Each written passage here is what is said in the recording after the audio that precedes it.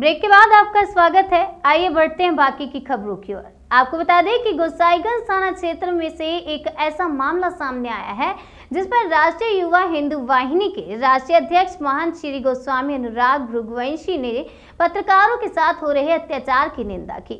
उन्होंने प्रशासन के खिलाफ मोर्चा खोल दिया। लोकतंत्र का चौथा स्तंभ कहे जाने वाले पत्रकारों को फर्जी तरीके से जेल भेजा जाता है।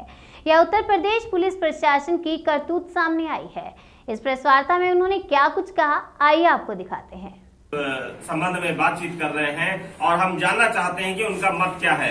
कि हम ये जानना चाहेंगे कि जिस तरह से पत्रकार किसी की भी जरूरत लगती है तो हर एक को जरूरत लगती है पत्रकार की। सरकार की जो योजनाएं हैं उनका प्रचार प्रसार करने की बात हो तो भी पत्रकारिता की ही जरूरत है।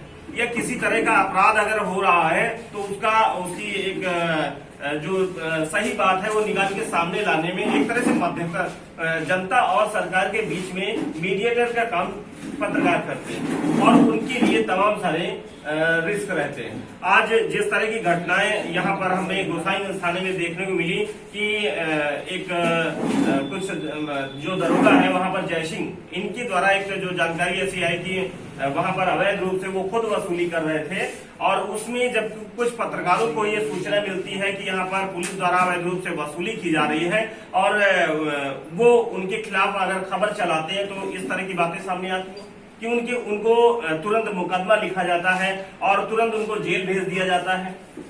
क्या कहेंगे आप?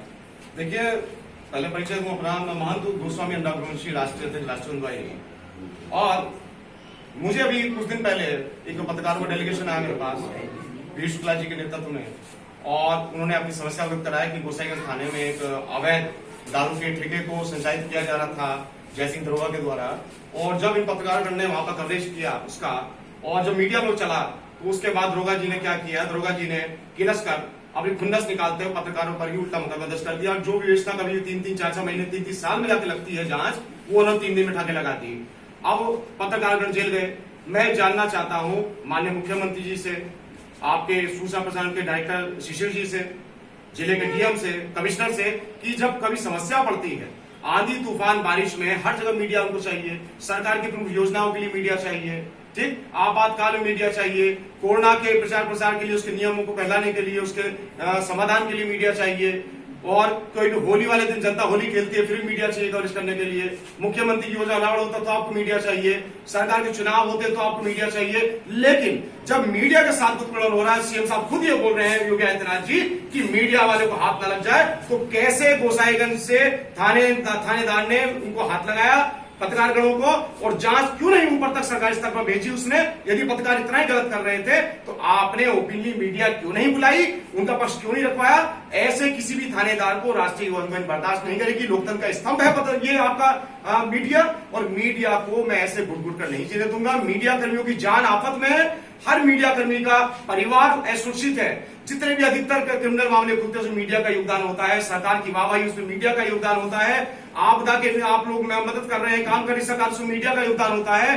तो बताइए मेरे साथियों कि जब सीएम साहब और सरकार तक मीडिया के ऊपर चल रही है तो सीएम साहब ने कहा हाथ नहीं लगना चाहिए। कैसे एक अदना से थानेदार की हिम्मत हुई कि 3 पत्रकारों को जेल उसने भेज दिया। मैं इसका कड़ा विरोध करता हूं। अभी मेरी सूचना डायरेक्टर शिशिर जी से बात हुई, कल मैं लोग उनसे मिलने जा रहा हूं। मुख्यमंत्री से टाइम लिया जा रहा है, मैं पत्रकारों के साथ में डेलीगेशन लेके जा रहा हूं और तीनों पत्रकारों पर जो फर्जी मुकदमा दर्ज किया गया उसकी बाकायदा लिखित माफी मांगी जाएगी और संबंधित दोषी दरोगा को या आपके गोसाईगंज वाले को उसको जेल भेजा जाए। एफआईआर उसका नाम क्रॉस एफआईआर दर्ज हो और अपर माध्यमिकता उत्तर प्रदेश के द्वारा सीएम साहब निर्देश दें, उसकी पुनः जांच उस मुकदमे की और सच्चाई की तह तक जाया जाए। और दूसरा, पत्रकारों की जान लगातार खतरे में रहती है।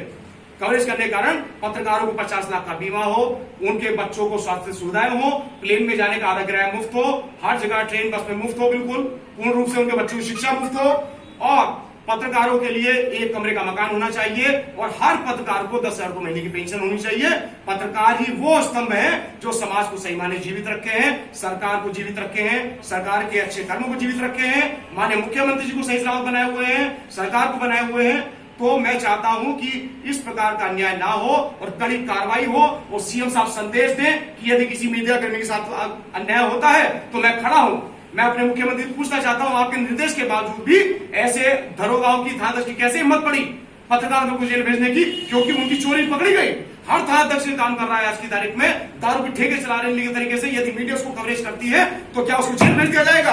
पत्रकारों को आप लोग जेल भेजेंगे?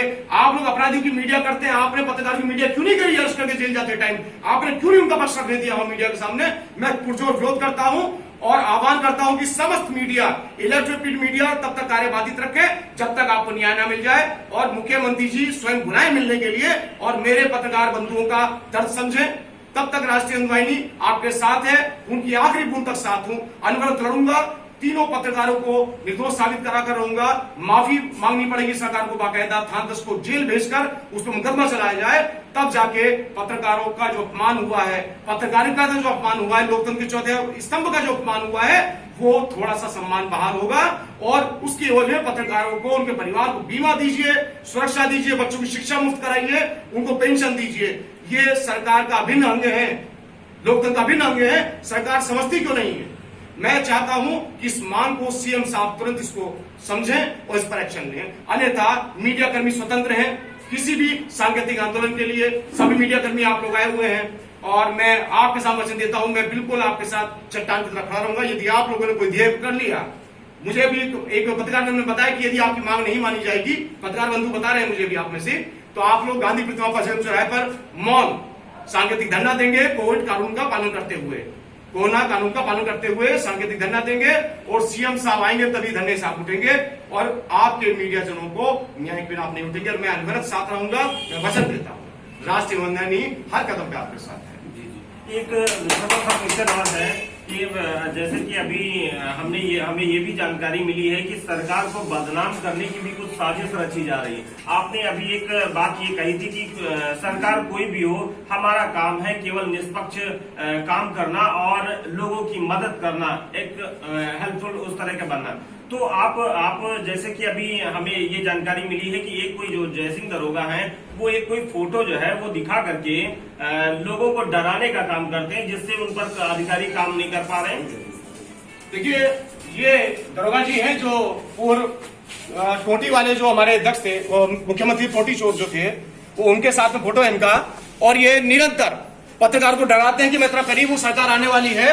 और ऐसे दरोगा ये योगी आदित्यनाथ जी की सरकार को बदनाम कर रहे हैं। ये बाहर नहीं, जेल में होने चाहिए, इनको थाना ना मिले जीवन के अंदर। ये देखिए इस दरोगा की करतूत, ये पत्रकार को धमकाता है, इन नेताओं को धमकाता है, ये कहकर धमका रहा है कि 7 महीने बाद अखिलेश आ रहे हैं, फिर देखिए योगी का क्या होगा, सरकार का क्या होगा, तो सोचिए पत्रकारों का क्या होगा। मुख्यमंत्री जी जाग जाइए, पत्रकारों को साथ दीजिए, और ऐसे दरोगाओं को जिन्होंने पत्रकार झूठा मुकदमा किया है, सरकार को बदनाम कर रहे लोग, इनको सलाखों के पीछे होना चाहिए, लोग बाहर नहीं होने चाहिए। मैं निवेदन करता हूं मुख्यमंत्री जी से, इस लोकतंत्र के चौथे स्तंभ को बचा लीजिए, अन्यथा ऐसे दरोगा जो धमकी की राजनीति कर रहे हैं, सही मायने थाना नहीं चला रहे, वो लोग राजनीति कर रहे हैं, बिके हुए ये लोग। और ये टोटी चोर के लिए बोलते कि वो आएगा और आपको सबक सिखाएगा, तो मीडिया कर्मी राष्ट्रीय वंदनी डरने वाली नहीं है। ऐसे किसी दरोगा से भ्रष्ट जो सरकार को बदनाम करने का काम कर रहे हैं, योगी आदित्यनाथ के लिए कोई भी गलत करेगा या सरकार धमकाएगा पत्रकारों को, तो राष्ट्रीय वंदनी उसके बीच में खड़ी होगी और उसको मुंहतोड़ जवाब देगी। एक छोटा सा और क्वेश्चन ये है कि क्या आपको लगता है कि चुनी हुई जनता द्वारा चुनी हुई सरकार को लगातार भ्रष्ट प्रशासनिक अफसरों द्वारा साजिश रची जा रही है? जैसे कि जन शिकायत प्रणाली है, वो एक झूठ का पुलिंदा है, क्योंकि वहां पर उसमें केवल एक ऑनलाइन तो दिखाता है कि हमारे पास ये शिकायतें आई और उनका निस्तारण हो गया, और सरकार को जो जानकारी जाती है वो गलत जानकारी जाती है, क्योंकि ये लोग उस पर झूठी रिपोर्टें लगाते हैं। सबसे बड़ा उदाहरण बताता हूँ जी, मैं पिछले साल महाराष्ट्र में संतों की हत्या हुई थी, उस पर उद्धव ठाकरे ने बोला कि गलतफहमी थी, उसके ऊपर मैं मुखर हुआ। मैंने अयोध्या में संतों को साथ लिया, कानपुर में लिया, फिर मथुरा में जा रहा था संतों सानिध्य में। वहां के जो डीएम थे सर्वग्राम मिश्रा जी, वो अखिलेशवादी थे, और उन्होंने मेरे एक सांकेतिक कार्यक्रम को, जो मैं कोरोना वारिस को सम्मानित करने गया था, पुलिसकर्मी सम्मानित करने गया था, संतों से मिलने गया था, उन्होंने मुझ पर 10 मुकदमे लगवाए, मुझे राष्ट्रपति लगवाई, और उन्होंने सरकार को बदनाम करने का काम किया कि हिंदुवादी नेता सरकार के विरोध में काम करके। ऐसा नहीं है, हम एकलव्य हैं योगी जी के, वो हमारे द्रोणाचार्य हैं, हमने उनकी प्रतिमा लगाकर हमने आज तक राजनीति की है, हमने कुछ मांगा नहीं है, कभी मांगेंगे नहीं, निस्वार्थ शिष्य हैं। और ऐसे डीएम, ऐसे अधिकारीगण निरंतर कोशिश कर रहे हैं कि जो भी इस सनातनी सरकार को योगी सरकार को हिला सके, नुकसान पहुंचा सके अधिकारी कर रहे हैं। इसीलिए वो लोग जनता के मामले हिलावाली कर रहे हैं। आपने कल का अखबार पढ़ा हो तो जन अदालत वो लगाते हैं सीएम साहब अपने यहाँ, जनता दरबार लगाते हैं, उसमें लोग छोटे छोटे समस्याएं लेकर सीएम साहब पे आ रहे हैं, जो ब्लॉक स्तर से, एसडीएम स्तर से, सीओ स्तर से हो जाने चाहिए। तो सीएम साहब समझ रहे हैं कि अधिकारी किस प्रकार से सरकार को पलटा लगा रहे हैं और योगी राज को हटाने के लिए निरंतर लगे हैं, क्योंकि ये लोग अखिलेश राज के रहने वाले हैं। मुझ पर राजपाल लगाई थी तो केंद्र सरकार ने समझा मुझे और उन्होंने 1 महीने 21 दिन की रिकॉर्ड टाइम मेरी राजको हटाई और आज मैं फिर से आप लोगों के लिए काम कर रहा हूं। ये लोग निरंतर सीएम साहब के हाथ पर पट्टी बांध रहे हैं। सीएम साहब को ऐसे अधिकारी को सस्पेंड करना होगा, सजा देनी होगी जो जनता को जो है लगातार लूट रहे हैं, सरकार को बदनाम कर रहे हैं, इतनी अच्छी सरकार को बदनाम कर रहे हैं। और यही काम पत्रकारों के साथ हुआ है। ये वही अधिकारी हैं जो लोग सत्ता बदलने के इंतजार में हैं और ये लोग जनता को भड़काते हैं, उनका काम ना करके उनको परेशान करके, ताकि ये सत्ता विरोधी हो जाए। ये उनकी चाल है। सीएम साहब समझे, इन पर कार्रवाई करें।